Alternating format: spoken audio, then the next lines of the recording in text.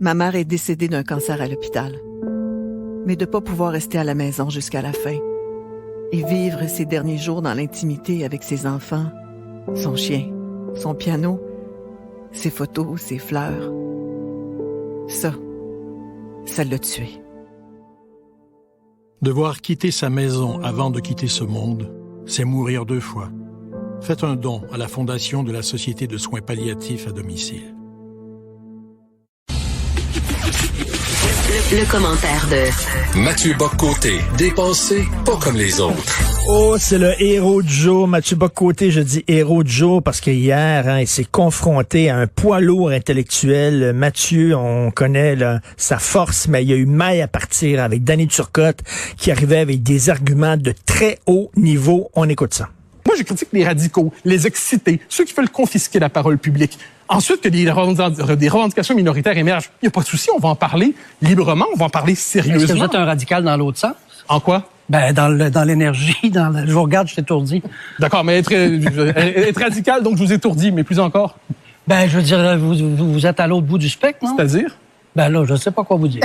Ben moi, je sais. Moi, je pense pas Je sais que vous êtes un homme de peu de mots. Ah, mais non, moi, ma position fondamentalement là-dessus, c'est je plaide pour la démocratie libérale. Je pense que Danny Turcotte s'ennuyait de l'époque où il y avait un montage et c'était pas en direct. Mathieu. Oh, je ne saurais dire, mais au total, j'étais heureux de pouvoir, parce que c'est quand même, ça demeure une tribune centrale quand même dans l'opinion québécoise. J'étais heureux de pouvoir exprimer ce que je crois, c'est ce que je me suis dit en revenant à la maison, être l'avis sur ces questions-là, racisme systémique, nouvelle censure, de pouvoir exprimer ce qui me semble être l'avis de je ne disais de milliers, mais bien franchement de la majorité des Québécois. Et sur ces questions-là ont une forme de malaise qui gonfle d'une semaine à l'autre au fil depuis quelques mois. Et puis j'étais heureux d'avoir le privilège immense que de pouvoir nommer cette exaspération devant cette espèce d'inquisition qui traîne depuis des mois. Et puis de le faire dans cette tribune, j'étais pas malheureux de le faire. On ne passera pas la chronique là-dessus, bien sûr, mais on était très fiers de toi, Mathieu, qui était excellent comme toujours. C'était comment dans les coulisses quand t'es arrivé avant? Très cordial. Très cordial. Très cordial, très sympathique. Ça, c'est Guillaume a salué, je l'ai salué. Par le passé son équipe, j'ai écouté la première entrevue de Nathalie Normando à l'arrière, là, avec dans la salle de préparation. Puis non, c'était très cordial. Et puis dans la mesure, ça le dit, la cordialité au temps pandémique, hein, c'est-à-dire tout le monde assez loin, chacun dans sa loge. Mais quand on s'est croisés, c'est bien passé. Pour le reste, de mon point de vue, ensuite, je ne suis que juge de moi-même. L'émission s'est bien passée, sous le signe d'une non seulement de courtoisie, mais d'une franche sympathie. Donc puis après ça, c'est terminé. J'ai eu l'occasion de dire à Fred Pellerin à quel point je l'admirais. Ce qui était important pour moi là-dedans, parce que je trouve que c'est un personnage immense. C'est l'héritier de Gilles Vigneault. Il fait revivre toute une tradition, tout un univers. Il redonne vie à la mémoire d'un peuple. Donc ça, j'ai eu ce plaisir-là, mais ça, c'était entre 2 pauses, et plutôt entre deux segments pendant la pause. Et pour le reste, je suis retourné à la maison en ayant le sentiment d'avoir fait ce que je devais faire. Le devoir accompli, tout à fait. Alors, tu veux revenir sur ces accusations de nazisme contre la loi 21. On peut pas tomber plus bas, là. Ben là, c'est très grave ce qui s'est passé. Parce que la loi 21, on peut la critiquer, il y a plusieurs angles. Je pense que ces arguments ne sont pas fondés, mais je les accepte intellectuellement, je pourrais en débattre. Quand on utilise le nazisme, comme d'autres ont utilisé en d'autres temps la ségrégation américaine, mais là, on est dans le nazisme, hein, c'est-à-dire le nazisme, les nazis qui conduisent à l'Holocauste, 6 millions de morts. Les nazis qui pratiquent la persécution raciale industrielle à grande échelle, une entreprise sous le signe du mal radical dans l'histoire. Les nazis, la comparaison est faite avec les lois de Nuremberg, les lois raciales de Nuremberg. Pour parler de la loi sur la laïcité, toutes ces accusations-là par M. Hussein, en anglais, soit dit en passant, parce qu'au Québec, on n'a même pas le droit de se faire insulter dans sa propre langue. Ça nous en dit beaucoup sur l'univers mental de ceux qui, en ce moment, font le procès de la loi 21. Ils font pas le procès d'une loi dont ils contesteraient certains aspects. Ils sont persuadés d'être en croisade contre l'expression maléfique du mal québécois, de la culture québécoise. Quand un autre, soit dit en passant, compare, assimile au populisme, ça c'est le terme bas de gamme pour dire la même chose, la loi 21. Donc on n'en débat pas, on n'en discute pas, donc des insultes, des calomnies, mais la référence au nazisme, c'est premièrement, c'est témoigner d'un manque de culture historique époustouflant sur ce qu'a été le nazisme, c'est une banalisation de l'Holocauste, c'est une banalisation du Troisième Reich, comme l'a très bien dit, soit dit en passant, je crois que c'était dans le Journal de Montréal d'ailleurs, David Ouellet, qui est du CIJA, qui est une organisation de la communauté juive, qui a lui-même dit que cette comparaison-là était fondamentalement illégitime, inacceptable, et en la matière, mais ça nous en dit beaucoup sur l'univers mental de ceux qui font le procès de la loi en ce moment. Ils sont persuadés de s'en prendre aux nazis. Eh bien, n'acceptons jamais de telles injures. Mais c'est un manque d'argument total quand t'es rendu à brandir Hitler. Écoute. Oui, mais inversement, tu te rends compte, lorsqu'on peut se permettre ça aussi facilement, comme si ça allait de soi, ça nous en dit sur cette bande d'avocats qui font le procès de la loi 21, si cet exemple-là peut venir à l'esprit sans qu'on ait l'impression de faire une espèce de faire une grosse erreur, là, de dire une grosse connerie, sans avoir l'impression d'avoir uriné en public, disons ça comme ça, au visage du juge. Non, on se permet de le dire sans avoir l'impression qu'on est dans l'excès. Ça nous en dit beaucoup sur ce qui peut se dire à propos de la loi 21 dans les milieux qui la combattent, comme c'est quoi leur registre d'évidence. C'est toujours intéressant de voir, c'est Régis Debray qui appelait ça, il dit il faut toujours s'intéresser sur l'inquestionnable de chacun. L'inquestionnable, c'est-à-dire les choses qui vont de soi pour chacun d'entre nous. Eh bien, c'est pas la première fois qu'on assimile le nationalisme québécois au nazisme. Au 20e siècle, c'est arrivé à plusieurs reprises. C'est une comparaison régulière, c'est une comparaison pour faire non pas le procès de certains aspects de notre nationalisme, mais de notre existence même comme peuple. Et là, notre laïcité, qui, à l'échelle des lois sur la laïcité dans le monde, soit dit en passant, est une loi, on pourrait dire, très modérée. Rachel Binas, qui est souvent invitée à ton émission, nous rappelle à quel point, d'un point de vue français, on est presque devant une forme de formalité administrative et pas devant une charte de la laïcité. Eh bien non.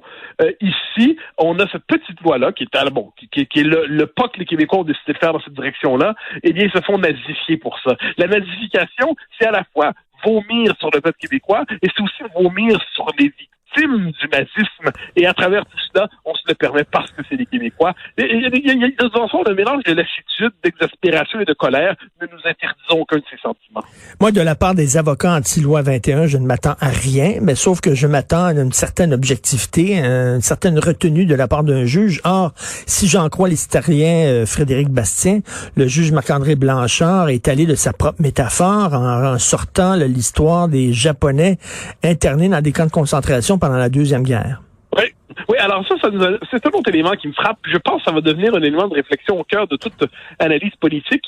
C'est la culture historique absolument déficiente de tant de nos élites aujourd'hui.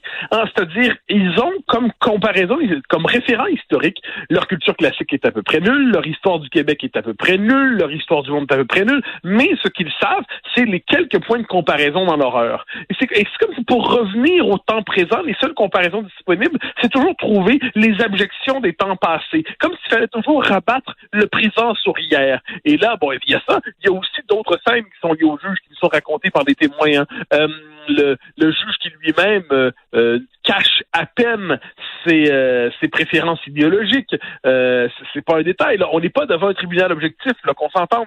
On n'est pas devant un juge équilibré, impartial. On est devant une autorité idéologiquement biaisée qui se voit elle-même probablement en mission pour faire tomber la loi 21. Et là, le gouvernement du Québec se bat là-dedans comme il peut dans un tribunal hostile, dans un environnement mental hostile. C'est pas si simple. Ça nous rappelle que la question en dernière instance n'est pas juridique, mais elle est politique. Est-ce que le Québec peut décider lui-même de son propre cadre? Et la réponse, nous le savons, c'est non. De quelle manière la loi sera-t-elle dépecée? De quelle manière sera-t-elle démembrée?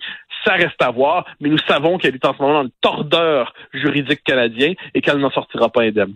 Écoute, je veux revenir à Danny Turcotte, là, les mots qu'on entendait tantôt de Danny Turcotte lorsqu'il a essayé de s'opposer à toi, et bon, ça faisait mal en regardant ça parce que c'était comme si un nain voulait se battre avec Mike Tyson, et tu sais, quand il dit vous êtes radical, mais tu dis oui, mais en quoi je suis radical? Je le sais pas. Vous êtes radical parce que vous êtes radical. Mais c'est révélateur, ça. J'ai pas d'argument, mais on me dit que tu étais quelqu'un d'extrême droite, donc tu es quelqu'un d'extrême droite. Oui, mais en quoi je suis d'extrême droite? Je le sais pas. Mais t'es d'extrême droite. C'est la puissance de la rumeur, je crois, ça et là. C'est-à-dire, c'est ce que je disais à demi-mot dans l'émission. Je lis sur les fameux médias sociaux, qui sont aujourd'hui presque un part entière de la réalité, presque la vraie réalité de bien des gens. Je lis à mon sujet lorsque je vois ça, de telles conneries, de telles calomnies, de tels mensonges, que m'amener le mensonge souvent répété finit par s'installer dans les consciences. Je lis ça, on me prête en fait, c'en est loufoque. Je ne vais pas les énumérer pour ne pas les redire, mais là, je vois ça circuler. Des accusations mal fondées. Les gens sont à peu près convaincus de ce qu'ils disent. Je cherche à voir sur quoi ils font de ça. Je ne le sais pas. Donc, à un moment donné, je me dis que même chez les gens puisque je pense pas que Danny Turcotte était mal intentionné en disant ça, le pire, c'est que j'en suis convaincu. Il lance ça comme une boutade, mais la boutade disponible à son esprit, c'est ça. Bon, j'en étais désolé. J'ai répondu. Mais je suis un peu... Alors ça, c'est l'effet de la rumeur. C'est-à-dire, les réseaux sociaux, c'est un espèce d'amplificateur à rumeurs débiles. Et là, on me colle des étiquettes désagréables. Elles finissent par circuler. Hier, j'ai pu répondre.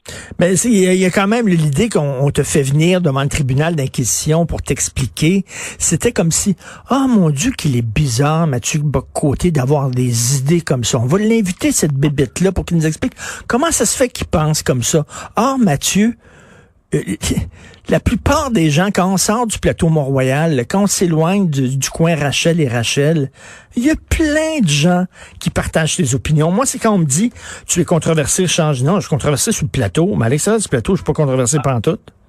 Ah non, mais ça oui, ça je me fais toujours un plaisir de le noter, c'est-à-dire quand on quitte les élites mondaines, disons comme ça, intellectuelles ou le complexe médiatico-universitaire, j'ai tendance à croire que l'immense majorité des gens, le commun des mortels, on est en connexion sur les grands thèmes. Je dis pas qu'il n'y a pas des désaccords de fond.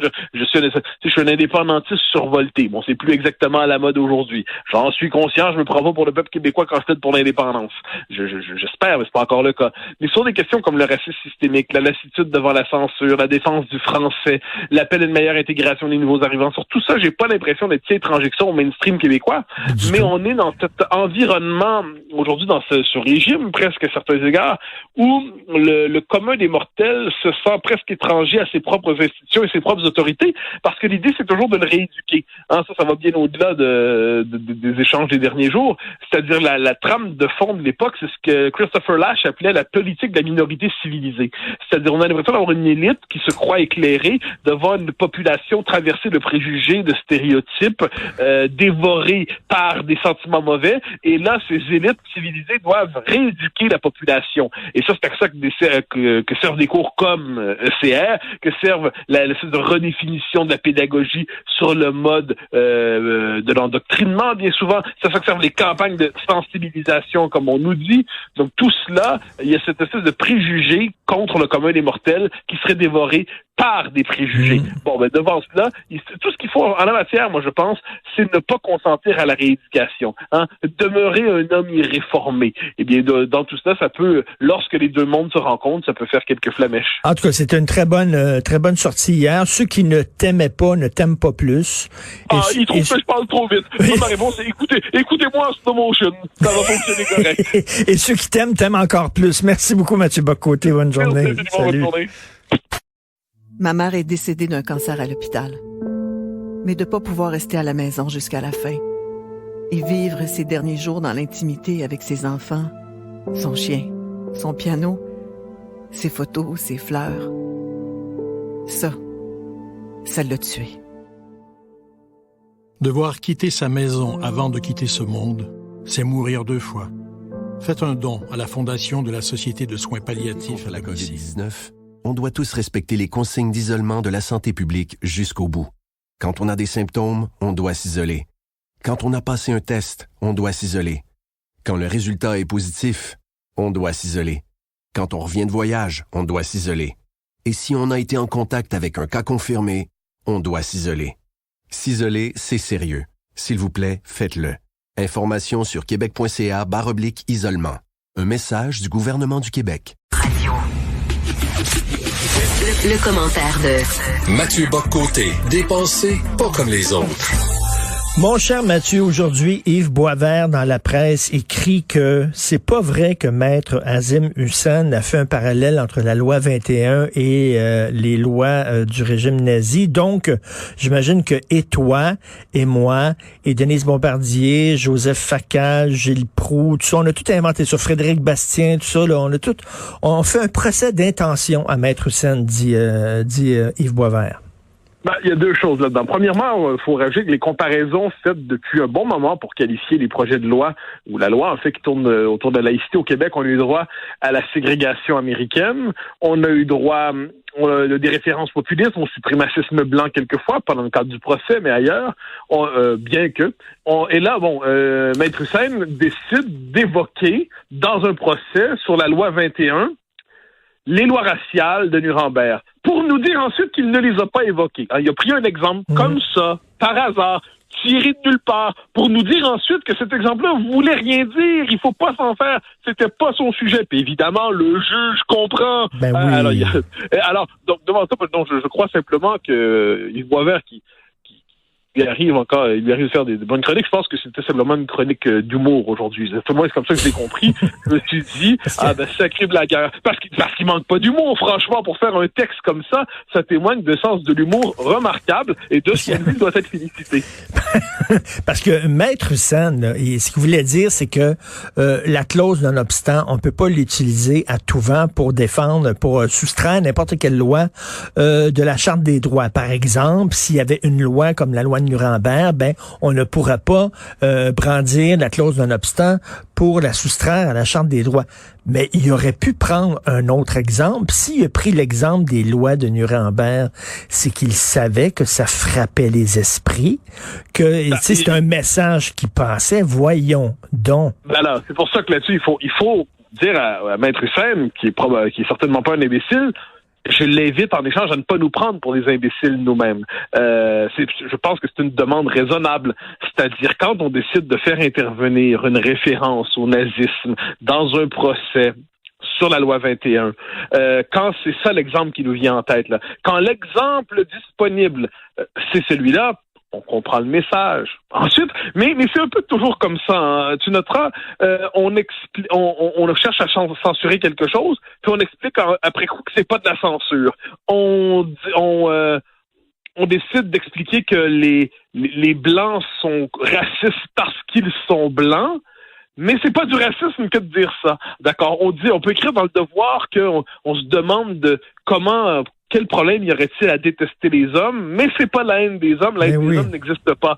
Donc on est dans cette espèce de petite entreprise orwellienne qui consiste à inverser le sens des mots et à nous inviter à faire semblant d'être d'accord avec cette entreprise.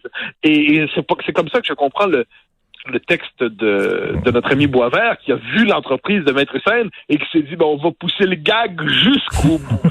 On va pas hésiter. C'est une bonne blague. Il faut tartiner et tartiner encore. Et de ce point de vue, je pense que notre ami Yves Boisvert a été de ce point de vue le tartineur en chef aujourd'hui. Il a rajouté des couches pour pousser la blague jusqu'au sommet et c'est pour ça que j'ai bien ri en lisant son texte. Je suis persuadé qu'il y a eu beaucoup de plaisir à l'écrire aussi. Écoute, c'est comme si je disais, mettons, j'étais un de tes détracteurs, je suis un de tes adversaires, mettons, et je dirais, il ne faut pas laisser, voyons donc, les livres de Mathieu Bock-Côté en vente libre. Est-ce que on permettrait la vente libre d'un livre qui dit qu'il faut tuer tous les Noirs? Ben non, on ferait pas ça. Donc, je suis en train de t'associer à ça, veux pas. Ça déteint sur toi. Voyons donc. Mais bien sûr. Voyons. C'est pour ça que là-dessus, à un moment donné, juste un peu de bonne foi, ça serait pas mal. Mais on est un peu en ce moment dans ce qui arrive, c'est-à-dire devant les dérives, pour les uns, moi je pense que c'est simplement le déploiement de la logique diversitaire, mais devant les dérives à répétition, sous le signe soit de la censure, soit le signe de la diabolisation des Québécois, la dernière arme de défense du système, appelons ça comme ça, c'est d'expliquer que ça n'a pas lieu. C'est-à-dire ce qui se passe n'a pas lieu. ce qui arrive n'arrive pas. Bon, alors là, on est en désaccord sur la définition de la réalité. Et c'est peut-être là le grave problème aujourd'hui. Et le problème, c'est que il n'y a pas deux réalités. Il y en a une. Alors, personne n'a le monopole de la description du réel. Il y a toujours, ça j'y crois vraiment, il y a toujours des aspects du réel qui se dérobent, même à la vision la plus pénétrante qui soit, même le philosophe le plus brillant, il y a toujours un bout du monde qui lui échappe. De là, le nécessaire pluralisme des interprétations, la diversité des points de vue. Bon, mais une fois que c'est dit, ça veut pas dire que tous les points de vue sont interchangeables, qui ont tous la même valeur. Et là, dans les circonstances, il me semble que lorsqu'on décide d'évoquer les lois raciales dans un procès contre la laïcité, dans un contexte où de telles accusations se multiplient, c'est quand même vrai, faut pas l'oublier, où on explique que les humeurs populaires doivent être contenues par l'action bienveillante des juges et du système qu'ils représentent, alors que il se peut qu'aujourd'hui aussi une dérive des juges, il se peut qu'il y ait une dérive aujourd'hui de cette logique des droits qui tend aujourd'hui à vouloir cadenasser, verrouiller l'exercice même de la souveraineté populaire et parlementaire. Donc, il se peut tout ça. Bon, alors là, il faut savoir nommer les choses telles qu'elles sont. Quand on décide consciemment de faire appel à l'histoire du Troisième Reich pour parler d'une situation juridique et politique au Québec, on nazifie les Québécois, quoi qu'en disent ceux qui ensuite, sur le mode de la blague, cherchent à nous faire croire que ça n'a pas eu lieu. Mais voilà, devant les blagues, ce qu'il faut, c'est moi argumenter qu'il ne faut rire. Et moi, je suis partisan du rire dans les circonstances, et je suis persuadé aussi que sur la rue Saint-Jacques, on rit aussi. Alors, un texte de très mauvaise foi de Yves Boisvert. Bon, tu veux revenir sur Pierre Saint-Paul Plamondon, Paul Saint-Pierre Plamondon. Alors, la CAQ a publié une lettre ouverte signée, entre autres, par des maires de grandes villes du Québec, des syndicats, dont le syndicat de la fonction publique, l'Union des artistes, tout ça, demandant à Justin Trudeau de soumettre les entreprises sous juridiction fédérale à la loi 101. Bon. Le PQ a refusé de signer cette lettre ouverte-là. J'ai eu PSPP à l'émission, je l'ai chicané en disant... Eux autres disent c'est de la poudre aux yeux, c'est rien que du blabla, ça donne strictement rien. Je dis ok, oui peut-être, mais quand même il faut faire front commun, il faut montrer que nous sommes ensemble. Michel David du Devoir a dit c'est la politique du pire, il faut pas faire ça. Bien que ce soit peut-être un petit pas en avant, c'est pas assez gros, c'est quand même un petit pas en avant. Faut se mettre. Et je comprends pas pourquoi le PQ n'a pas signé cette lettre-là. Et toi tu défends PSPP. C'est moins de le défendre que de chercher à comprendre sa position qui me semble moins irrecevable qu'on l'a dit. C'est-à-dire, globalement, moi, je préfère quand le Québec fait front commun sur la question linguistique. Il n'y a pas de doute là-dessus. Mais une fois que c'est dit, ce qui est inquiétant, c'est qu'il ne faudrait pas qu'on en vienne à croire que les mesures pour redresser la situation du français à Montréal, parce qu'il y en a, il va en falloir. On est en train, me semble-t-il, d'avoir une définition très minimaliste. Lorsqu'on dit l'application de la loi 101 aux entreprises à charte fédérale, aux entreprises fédérales au Québec, c'est pas rien. Mais on est en train de faire comme si c'était tout. Or, me semble-t-il que ce que nous disent les péquistes là-dedans, qui font une contribution plus utile qu'on ne le dit au débat, ils nous disent un instant, si on se contente de ça, on se contente de rien. Si on demande l'application de la loi comme ça, mais on laisse faire Dawson, mais on laisse faire le transfert de Royal Vic à McGill, mais on décide aussi de rehausser les seuils d'immigration, puis on n'applique pas le cégep français alors que ce serait une mesure de bon sens. Eh bien, dans tout ça, il y a un certain culot à crier victoire. C'est-à-dire, en ce moment, moi, ce que je redoute, puis je pense que je suis pas le seul, puis c'est comme ça que je comprends le geste du PQ, même si on aurait pu souhaiter un front commun, c'est que en ce moment, il y a une espèce de discours qui se met en place pour qu'on crie victoire à rien. On va avoir un moignon symbolique sur le plan linguistique, puis on va être obligé de dire hurrah, bravo, grande victoire pour nous. Et c'est pour ça que je pense que, et là, la CAQ, en ce moment, c'est les divisions dans la CAQ. On comprend que Simon-Jolin Barrette veut aller plus loin et plus vite. On comprend qu'il ne peut pas y aller. Et c'est pour ça qu'il faut au moins que dans cette espèce de consensus apparent, quelqu'un rappelle que l'essentiel est ailleurs. Mais Mathieu, le PQ peut marcher de la gomme, comme on dit, c'est-à-dire il peut effectivement critiquer la CAQ pour le Collège Dawson, etc., mais tout en signant cette lettre-là en disant, c'est parce que là, du point de vue du fédéral, ils vont dire, regardez, là, même le PQ ne l'a pas signé, là, regardez, tu sais, on est toujours en train de se chicaner entre nous autres plutôt que faire front commun. Et tout le monde voit qu'il y a une dimension de ruse parlementaire là-dedans. C'est pour ça que moi, je veux pas sur la tactique parlementaire. Ça appartient à ceux qui font carrière politique.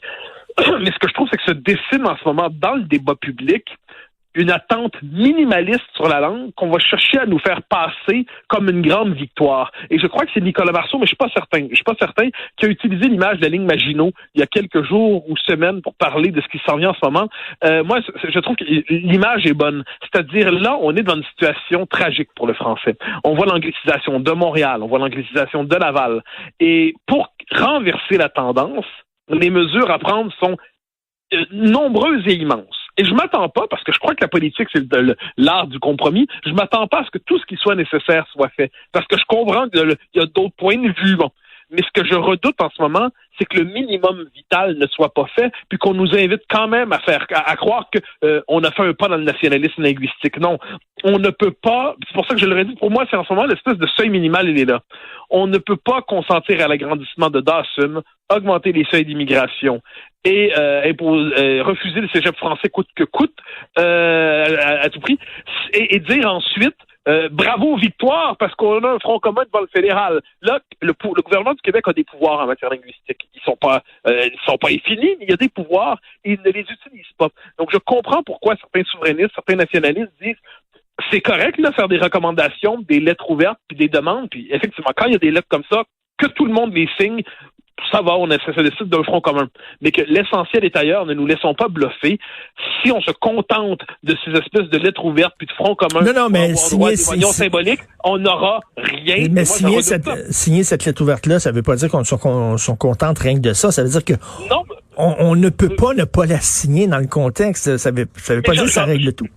J'entends ce que tu dis. C'est pour ça que pour moi, l'essentiel, c'est le PQ s'est laissé piéger à certains égards. Oui. Est-ce que ce serait la bonne formule? Une forme de piège parlementaire. Et là, on parle du fait, là, c'est fou parce que le débat en ce moment, c'est sur le fait que le PQ n'a pas signé et pas sur le fait que le PQ nous rappelle que c'est pas assez. Or, je pense que le débat en ce moment, c'est pas sur le fait que signer, pas signer. Le débat, c'est quel est le minimum vital pour assurer la survie du français au Québec et à Montréal? Est-ce qu'en ce moment, on se dirige vers ce minimum? On nous annonce que 2021 sera l'année de la langue, comme 2019 a été l'année de la laïcité. Je veux bien le croire, mais on est en attente d'un projet significatif. Or, Simon-Jeanin Barrette, qui, on l'a vu, pour moi, c'était quand même assez marquant, qui a fait il y a 2-3 semaines, je crois, une annonce pour dire qu'il ferait une annonce. C'est merveilleux, ça. Alors ça, quand on a vu ça, pour moi, il y a pas un bris de confiance, mais pas loin qu'il y a eu une partie de l'opinion là-dessus, c'est-à-dire, OK, finalement, on est toujours dans la politique verbale. Mais là, tôt ou tard, il va falloir agir. Et je pense que beaucoup se disent, là, il est temps de mettre les choses sur la table pour qu'on puisse juger. Et c'est pour ça que je pense que le débat, en ce moment, ça doit pas être sur il s'est fait piéger, il n'a pas signé. Le vrai débat, c'est quoi le minimum vital et est-ce qu'on est en droit de l'attendre? Et puis ne nous contentons pas d'une compensation symbolique à Ottawa quand l'essentiel, quoi qu'on en pense, est ailleurs. Donc, lorsque le sage pointe la lune, l'idiot regarde le doigt et ces temps-ci, on regarde le doigt plutôt qu'à la lune. Merci, Mathieu Bock-Côté. Bonne journée. Salut. Ma mère est décédée d'un cancer à l'hôpital. Mais de ne pas pouvoir rester à la maison jusqu'à la fin et vivre ses derniers jours dans l'intimité avec ses enfants, son chien, son piano, ses photos, ses fleurs. Ça l'a tué. Devoir quitter sa maison avant de quitter ce monde, c'est mourir 2 fois. Faites un don à la Fondation de la Société de soins palliatifs à Ma mère domicile. est décédée d'un cancer à l'hôpital. Mais de ne pas pouvoir rester à la maison jusqu'à la fin et vivre ses derniers jours dans l'intimité avec ses enfants, son chien, son piano, ses photos, ses fleurs. Ça l'a tué.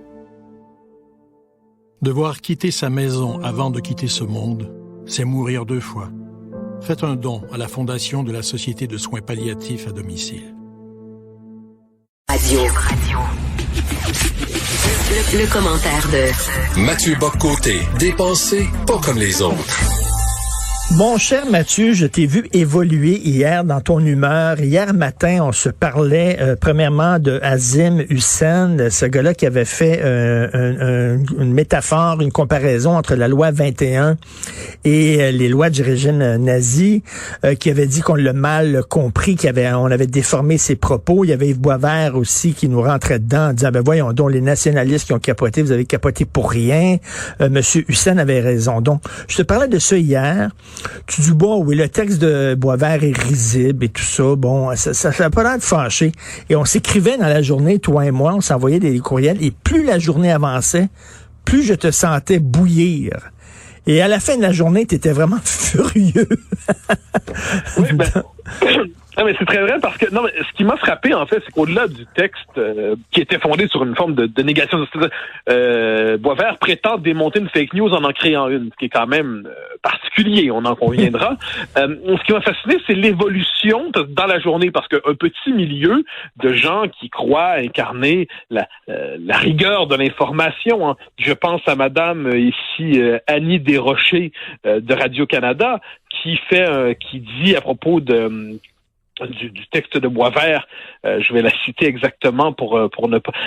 Elle le cite en disant, comme disait l'autre, la liberté d'opinion est une farce si l'information sur les faits n'est pas garantie si ce ne sont pas les faits eux-mêmes qui font l'objet du débat.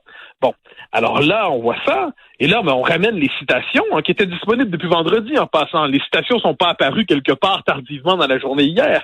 Et là, moi, je me dis... Là, madame devrait probablement se corriger quand elle voit les citations exactes qui sont quand même assez sérieuses, où il y a une utilisation explicite de la mémoire du nazisme pour disqualifier la loi 21, en laissant entendre que l'une peut conduire à l'autre. Je me dis qu'elle va peut-être se corriger, mais elle ne le fait pas étrangement. C'est pas grave, ça la concerne, elle a probablement manqué de temps sur Twitter. Je vois monsieur Olivier Niquet qui aime beaucoup se moquer, lui, des gens qui, à la radio ou à la télévision, font des phrases un peu... il s'enfarge quelquefois, comme on dit en bon québécois. Et là, lui dit que la comparaison, mon propos sur Hussein était faux. Alors moi, je ramène les faits, je donne le verbatim. Là, il rajoute le verbatim ensuite sur sa page Facebook. Il avait un peu oublié de le mettre avant, mais je comprends, il manquait de temps probablement. Et là, quand je le relance, et là, il a cette phrase exceptionnelle. Il dit, le contexte rapporté par Yves Boisvert me laisse croire que l'intention de l'avocat n'était pas de faire une telle analogie, mais servait un autre objectif.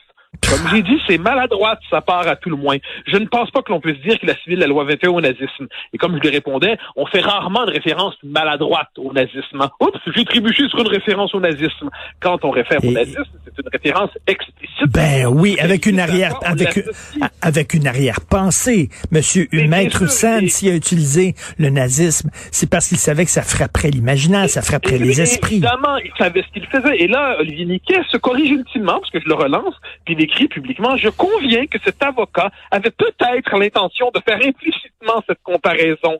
Et là, point de départ, ce que je disais était faux. À la fin, il convient de tout cela. Je pense qu'Olivier Niquet devrait se citer lui-même dans son prochain pétillé à son émission du samedi et du dimanche.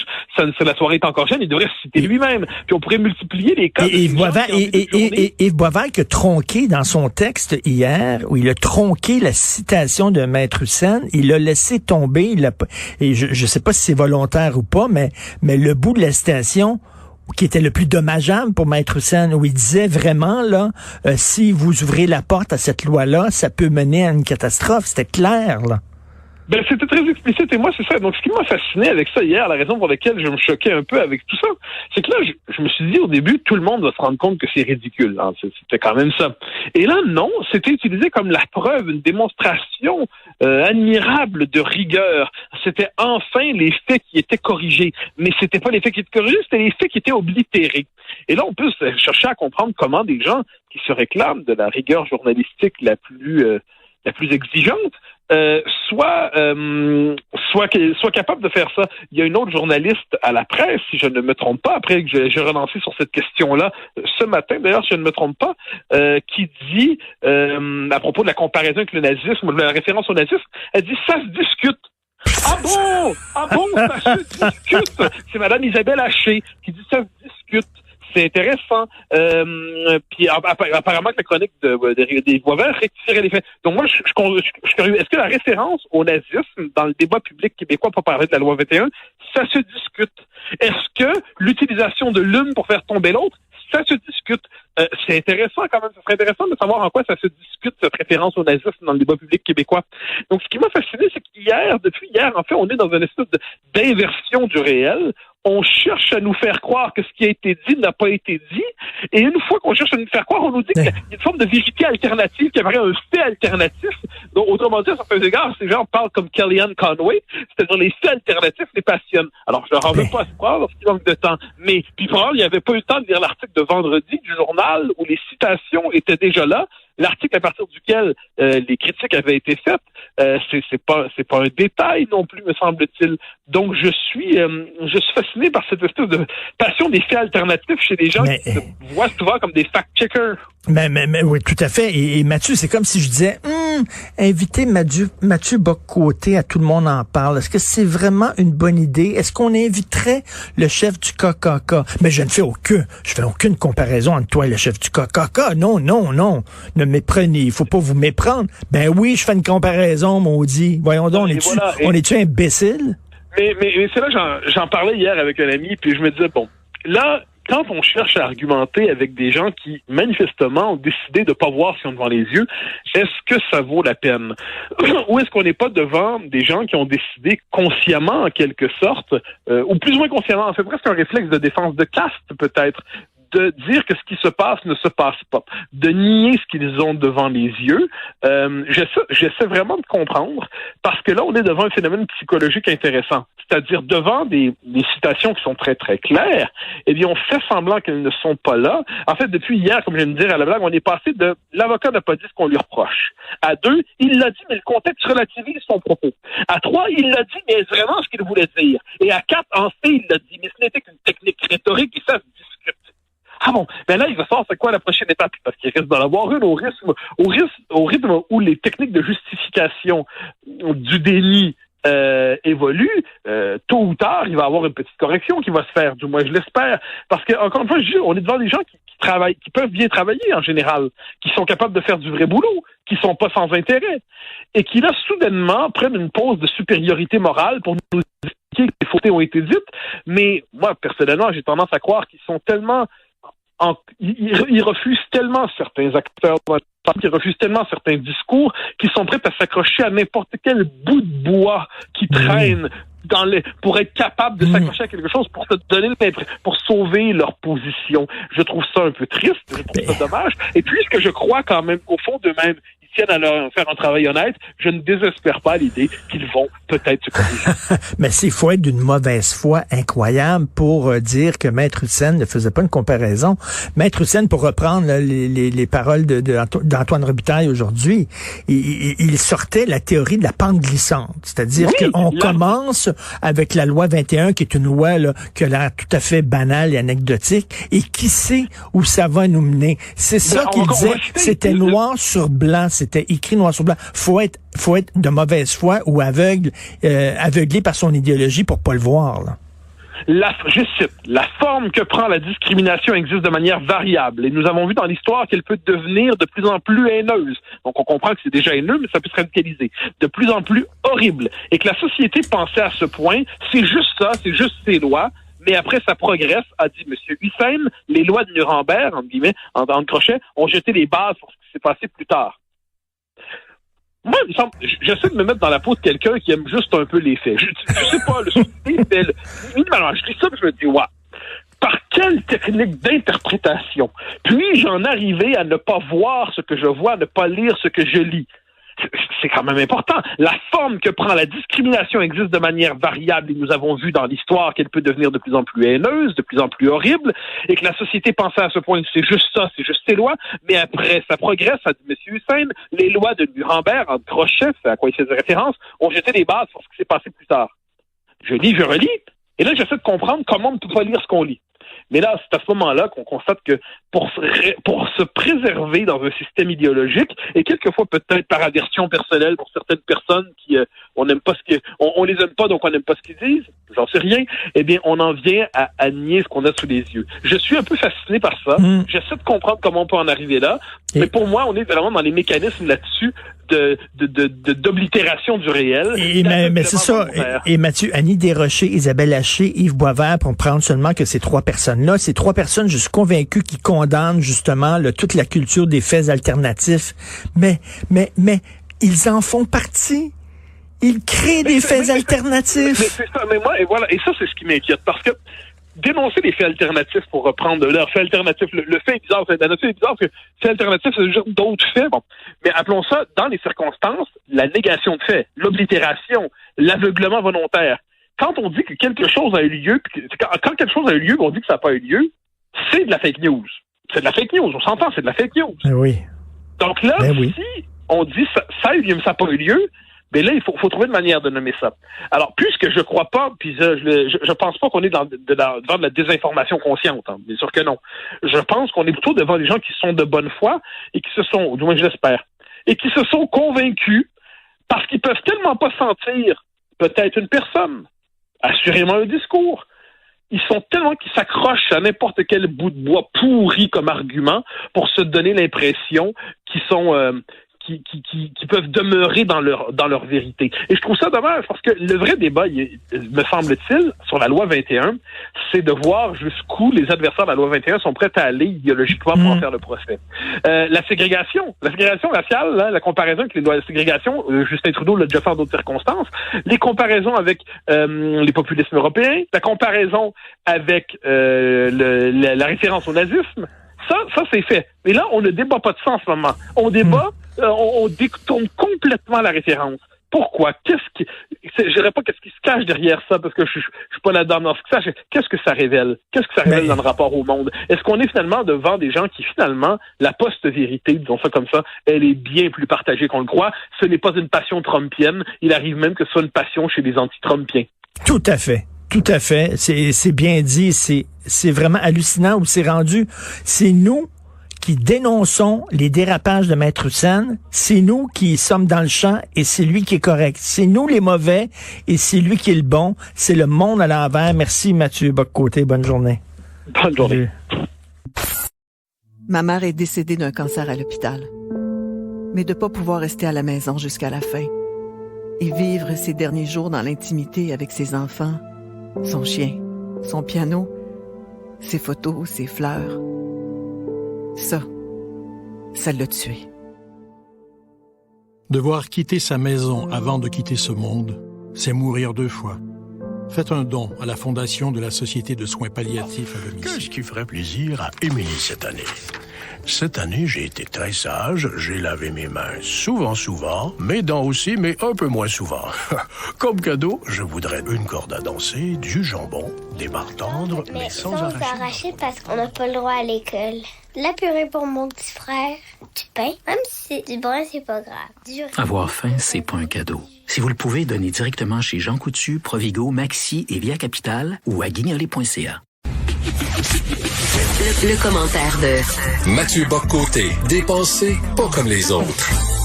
Ça me frappe régulièrement, Mathieu, à quel point quelqu'un peut avoir de la culture et être un parfait crétin. Gérard Bouchard, aujourd'hui, là, dans Le Devoir, je sais que t'es certainement mal à l'aise que je parle de ça, mais c'est épouvantable. Le texte dans Le Devoir qui signe, c'est du délire. Alors toi, qui tires toujours les gens vers le haut, toi qui es un de nos intellectuels les plus importants, toi qui adore le dialogue, qui adore la discussion, eh bien, toi qui es victime de censure, qui se fait insulter, alors c'est toi qui es intolérant, selon M. Bouchard, c'est toi qui appauvris la pensée et c'est toi qui polarise. C'est un crétin. J'ai lu le texte de Gérard Bouchard sans surprise. Cela dit, c'est pas la première fois qu'il me fait le coup. La présentation qu'il fait de mes idées est complètement, et pas seulement caricaturale, elle est fausse. D'ailleurs, il cite absolument rien. Hein, mais je crois que M. Bouchard, c'est pas la première fois, m'en veut un peu pour différentes raisons. C'est que moi, je l'ai lu beaucoup, Gérard Bouchard, à la différence de ceux qui le citent et l'admirent. Et ce qui fait que je me permets d'être critique à son endroit. Et depuis mon premier livre, La dénationalisation tranquille. Ensuite, j'en ai reparlé dans fin de cycle. J'ai consacré plusieurs articles académiques en le citant, en le décryptant, en l'analysant. Et j'ai mené une critique assez sévère de sa pensée, mais une critique documentée. Et Gérard Bouchard a déjà répondu dans un texte il y a des années, il y a presque 10 ans, qu'il fixait les conditions du dialogue public pour entrer en dialogue avec lui. Bon, ben moi, j'avais répondu en questionnant les conditions qu'il fixait, en disant, mais si vous fixez des conditions telles au débat que vous y réglez d'avance, en quelque sorte, c'est débat truqué, parce qu'il faut consentir à tellement de choses pour être en débat avec vous, qu'on doit être d'accord avec vous pour débattre avec vous. Ce qui limite quand même la possibilité d'un dialogue fructueux. On n'avait pas eu d'échange davantage que ça, donc il a une posture toujours condescendante à la manière de l'évêque de Chicoutimi.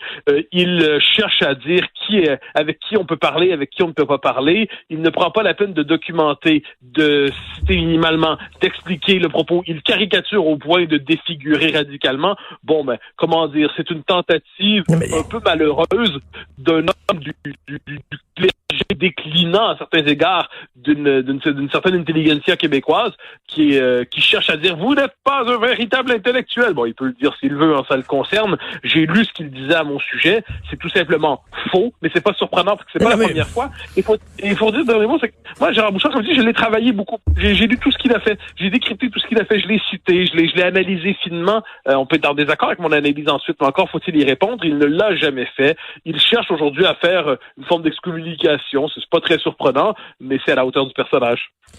Écoute, c'est comme si on t'accusait de vouloir avoir raison dans un débat, mais c'est l'objet même d'un débat. Quand tu débats avec quelqu'un, tu crois en tes idées et tu penses que tu as raison et tu défends tes idées avec vigueur et avec enthousiasme parce que tu y crois.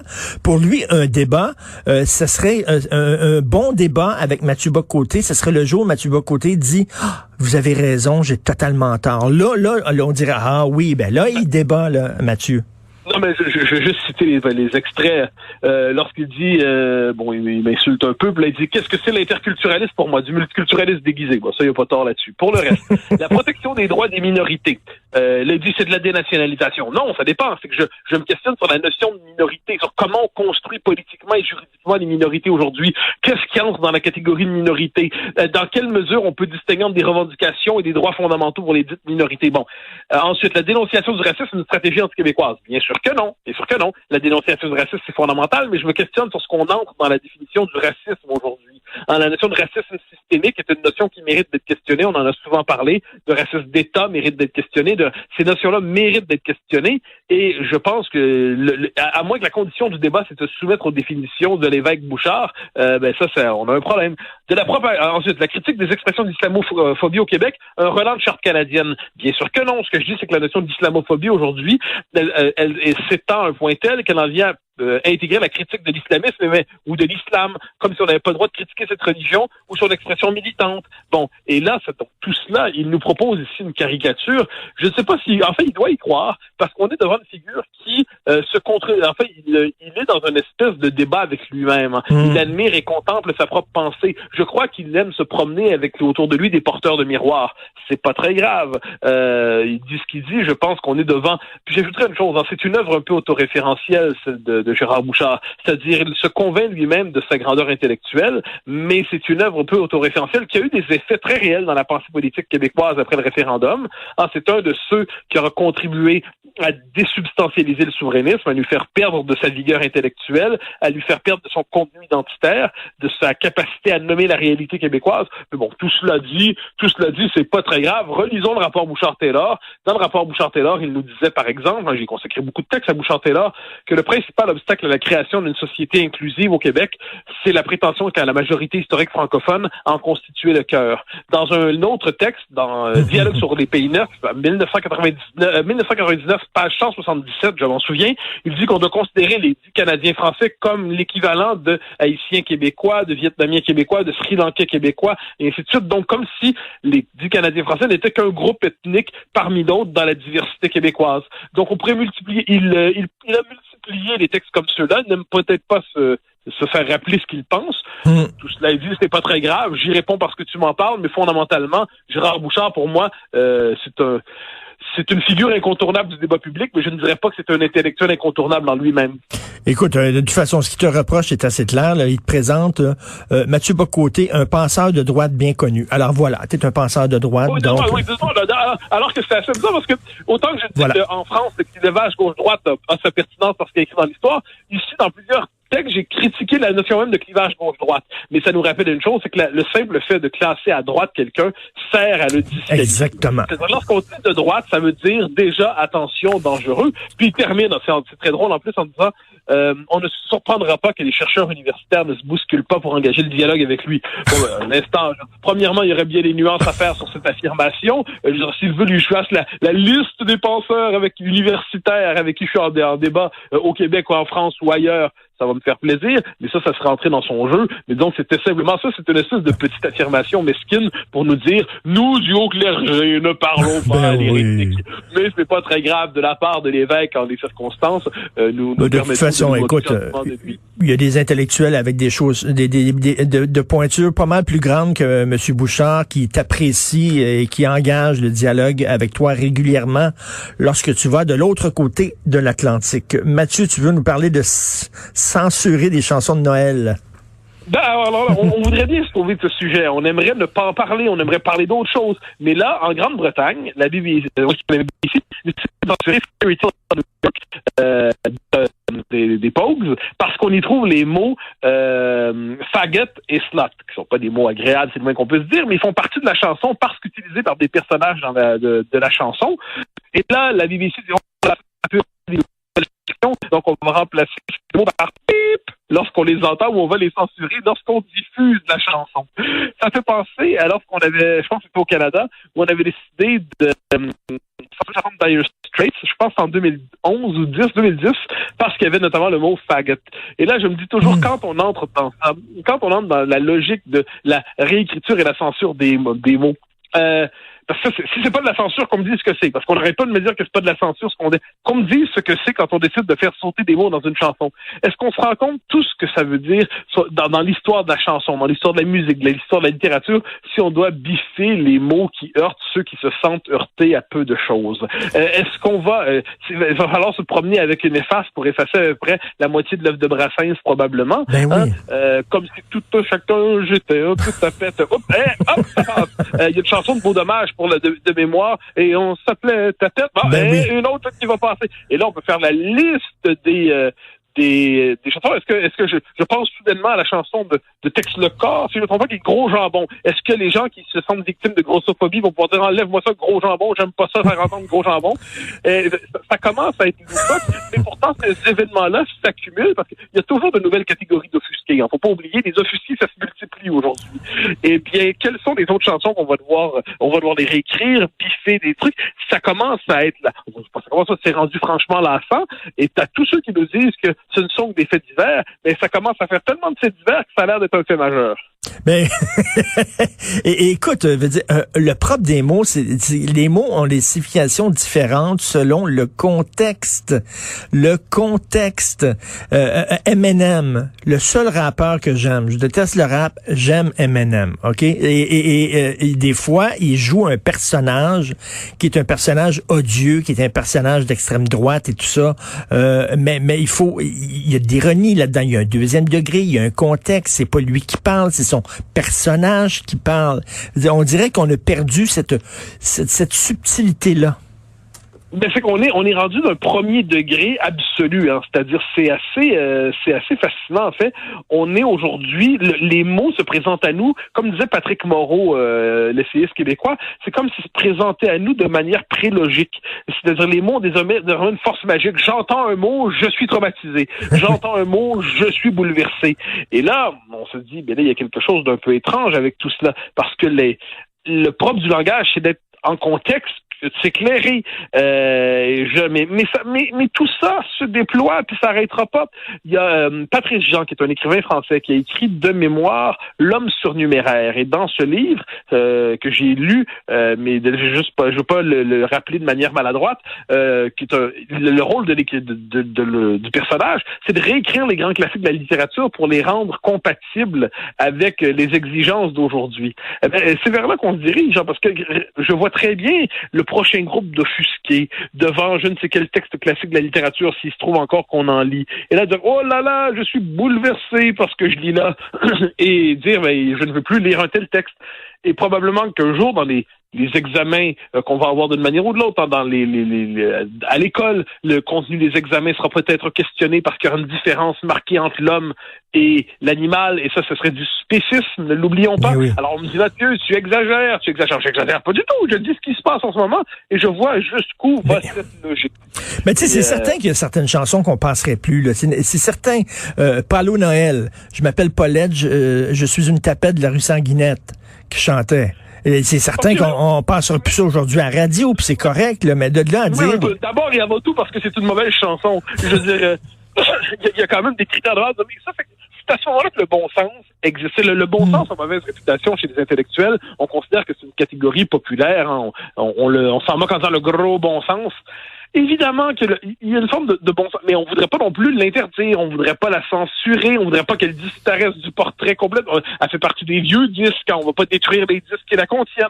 Mais là, ensuite, si on se met, puis évidemment, une chanson de pure insulte, on l'a pu dire, mais c'est pas de ça dont on parle ici. Là, on est devant une chanson qui a quand même sa légitimité, qui devient un classique, me semble-t-il, en Grande-Bretagne, qui porte toute une espèce de mémoire ouvrière, plus qu'une mémoire ouvrière, en fait, une mémoire des déclassés.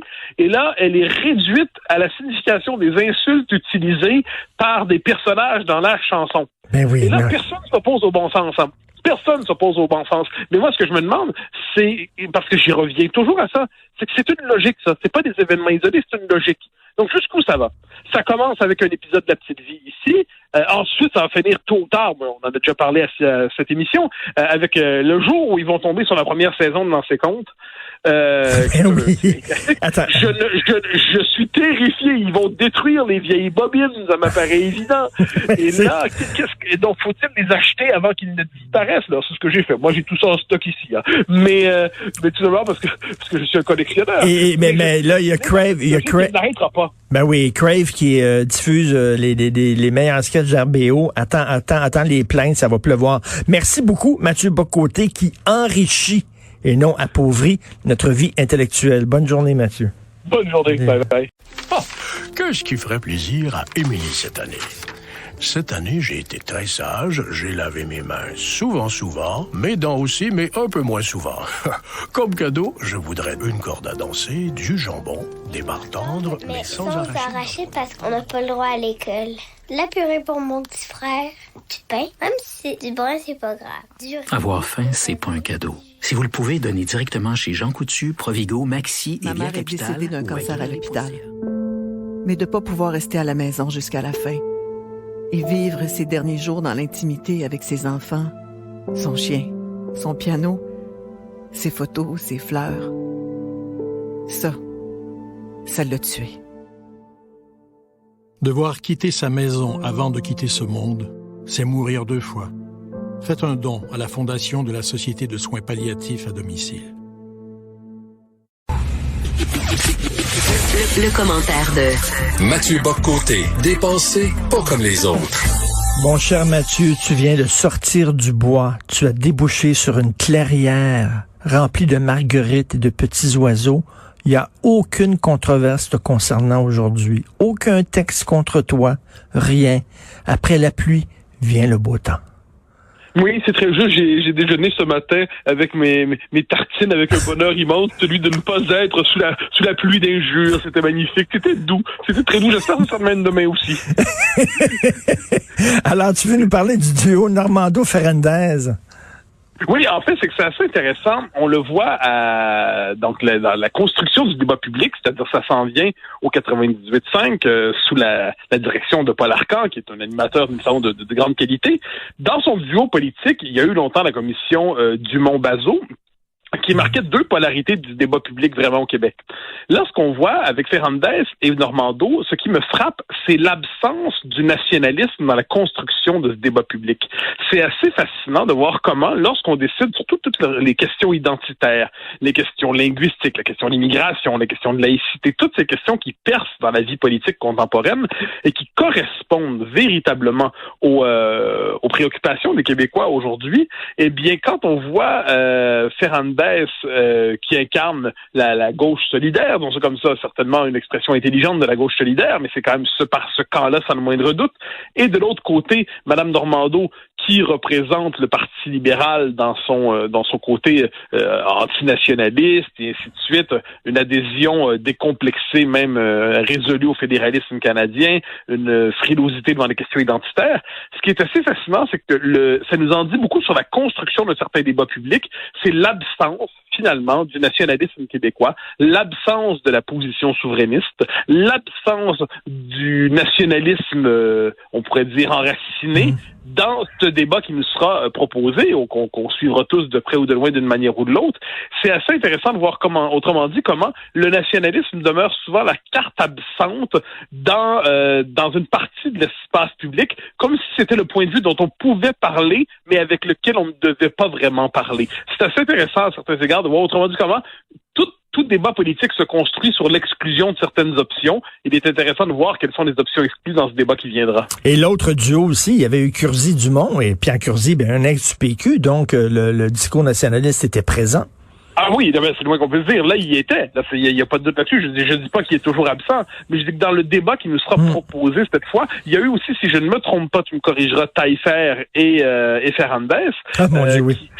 Et ces deux-là aussi n'étaient pas, on pourrait dire, c'était pas exactement le camp nationaliste dans un camp ou dans l'autre. Donc je demande pas que les gens pensent comme moi automatiquement, loin de là. Je dis simplement que il est assez singulier de mettre en scène le débat public au Québec en faisant l'économie finalement du courant de pensée, du courant politique qui est probablement le plus profond dans notre société. Et alors qu'il vient de se réveiller avec la CAQ, là, en plus. Ben oui, exactement. D'autant que la CAQ, ce n'est pas, contrairement à ce qu'on dit, qu'un mouvement un vote purement pragmatique, un vote d'écœurement par rapport aux libéraux. C'est pas seulement ça. C'est aussi le réveil du nationalisme québécois dans sa tendance autonomiste plutôt que souverainiste, mais dans sa tendance identitaire assurément.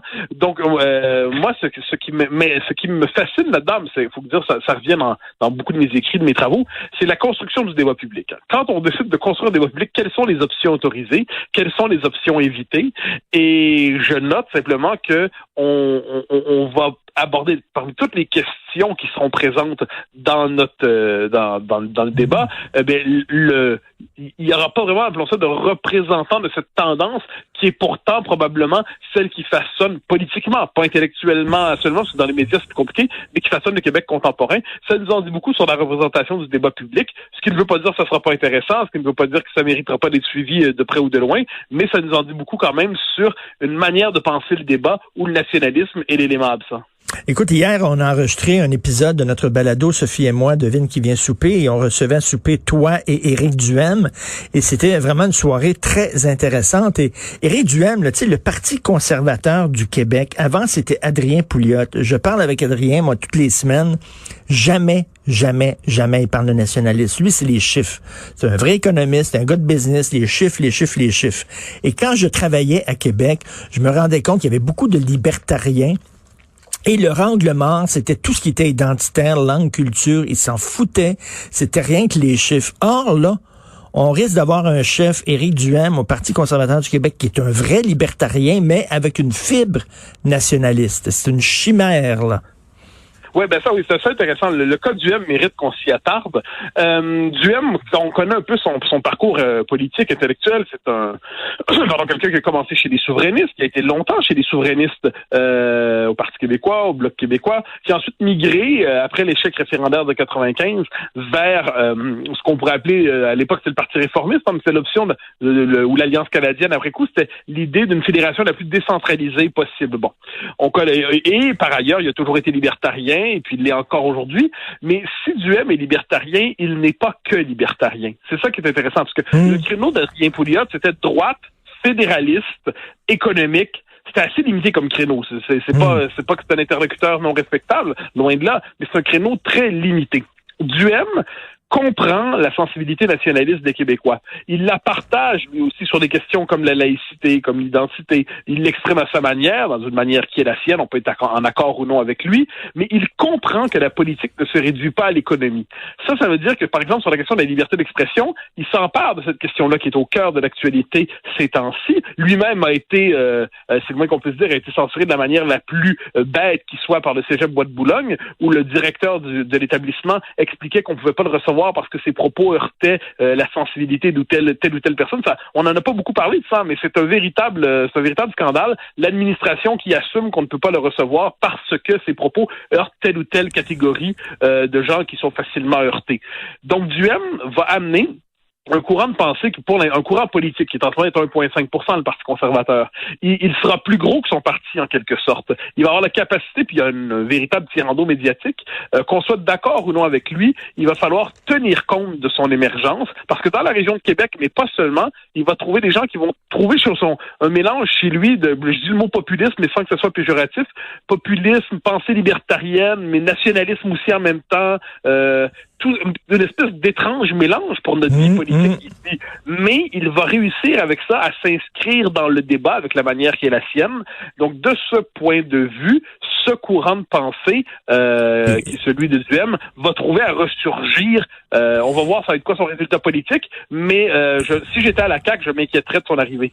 Ben oui, puis il va occuper la chaise laissée vide par le départ de l'ADQ. C'est vraiment ça. Et écoute, hier, je veux pas vendre tous les punchs de notre conversation, mais hier, tu disais que selon toi, François Legault est un souverainiste dormant qui va se réveiller à force de se faire claquer la porte sur les doigts. Bon, hier, on a vu M. Legault est allé voir Justin Trudeau pour des hausses de transfert en santé. Justin Trudeau a dit non. Il risque de se faire dire non pour la loi 21. Et toi, tu penses qu'à force de se faire dire non, le souverainiste dormant, tel la Belle au bois dormant, va se réveiller?